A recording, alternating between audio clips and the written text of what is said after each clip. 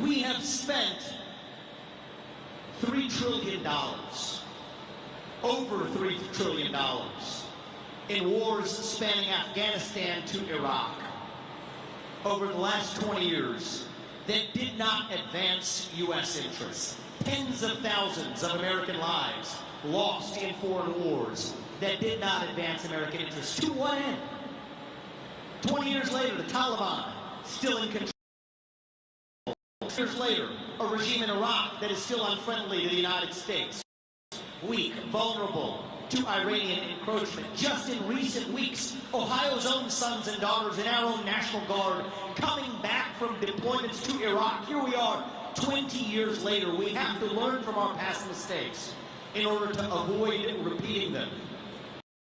Where our military investment really needs to go is to defending our homeland itself. Cyber defense capabilities that are lacking today. Super electromagnetic pulse capabilities that are lacking today. Electromagnetic pulse attacks that can take out our electric grid in a matter of days. 60 Chinese transformers embedded into the U.S. electric grid today. Nuclear missile defense systems that are lacking in an era of hypersonic missiles. Space-based defense capabilities that are lacking in an era where China and Russia both have space-based offensive capabilities against the United States. Border defense capabilities, where we are using our own military to defend against an armed invasion across somebody else's border in Ukraine, where we were not using our own military to defend against our own southern border, facing an armed invasion here at home. That is wrong. The top job of the U.S. military under my watch will once again be to defend American citizens in the homeland. And with that, that is how we will shore up our defense industrial base and our homeland defense capabilities against our top adversary, that is communist China, evolving, as Lincoln might have called us to do, the dogmas of 1980, peace through strength, to a new vision of prosperity through peace here at home. That is the new way forward for both advancing our economic interests while advancing our national security here at home. A peace dividend by no longer fighting wars in parts of the world that do not advance our interests, to have the money to actually defend our own industrial base right here at home in the United States of America. That is how I will lead this country as your next commander-in-chief. Thank you. Now, the fourth way in which we have to secure our independence from China is from our own pharmaceutical supply chain that today depends on China for our very day-to-day health. Today, over 70% of America's supply of key pharmaceutical ingredients come from China. Over 95% of our imports for over-the-counter medicines, like ibuprofen, come from China. Now, I want to lay out for you something that everybody who's knowledgeable about this issue in Washington, D.C. knows, but has refused because of the consequences of speaking the truth to our own. I believe we have to speak the truth as leaders of this country, not just when it is easy, but when it is hard. Here's the truth of what's going on with the fentanyl epidemic in this country. Yes, we have fentanyl spreading like an epidemic across our country, but where's it coming from?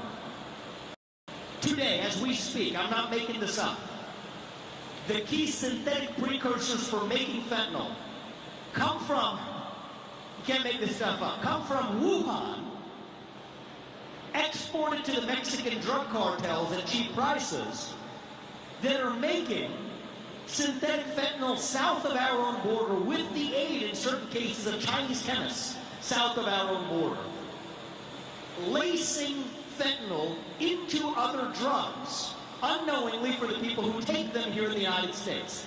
There are between 80 and 100,000 deaths that are going to happen in this country due to fentanyl poisoning, most of which illegally crossed the southern border, much of which was made with Chinese precursors.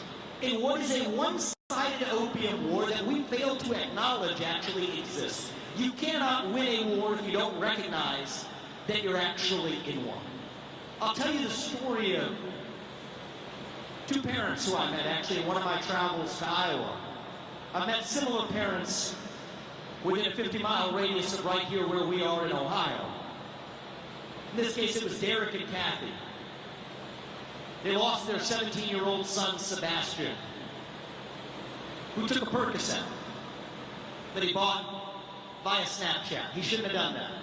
And we have a lot of fixes for social media in this country to make sure kids don't have the ability to do things like that. But he bought what he thought was Percocet on Snapchat. What he didn't know he was buying was a death sentence, because that Percocet was laced with fentanyl that likely crossed our southern border after being made from synthetic inputs coming from China. This is not an innocent accident. This is intentional. And you mark my words today. This is the part you're not supposed to say, but which is true, and we must acknowledge to get serious about decoupling our pharmaceutical supply chain with China.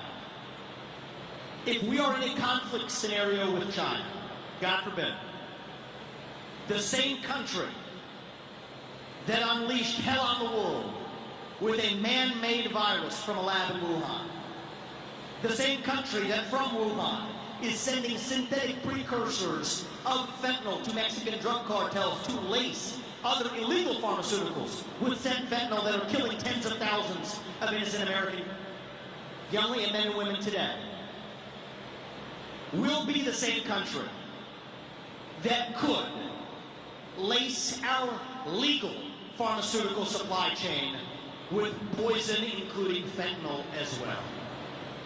That is not a fate that we can abide. Yet today, that same country that unleashed hell on the world with COVID-19 with a man-made virus, that same country that's waging a one-sided, illicit opium war, lacing fentanyl into other drugs crossing the border illegally, is the same country that we depend on for 95% of our imports, for our over-the-counter medicines that we take every day.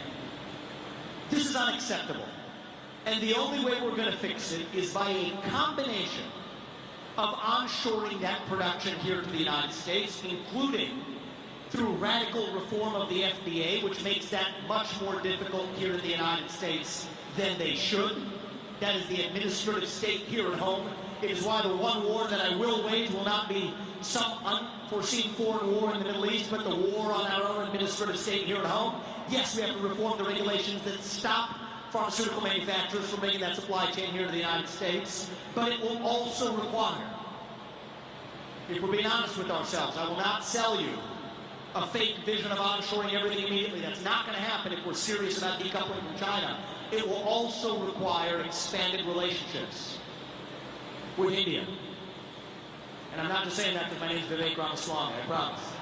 Israel, Brazil, other East Asian countries, including Japan and South Korea again, to get serious about making sure that the medicines we put in our mouth are not laced with the same poison that the Percocet that young Sebastian put in his mouth before the Chinese Communist Party played a role in killing him.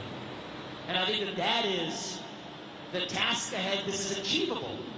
But we can't fall into the trap of just saying that we're going to instantly onshore that. We have to have a combined, mixed strategy of onshoring it by deburdening ourselves with the FDA and other regulatory burdens, while also expanding our trade relationships with those other countries, such that our vision will be by 2032 the 30 billion doses of anti-inflammatories like ibuprofen that we take every day, we will be able to take them without having to think twice about whether we're being poisoned by our enemy for our modern way of life. See, this is the new vision for our conservative movement.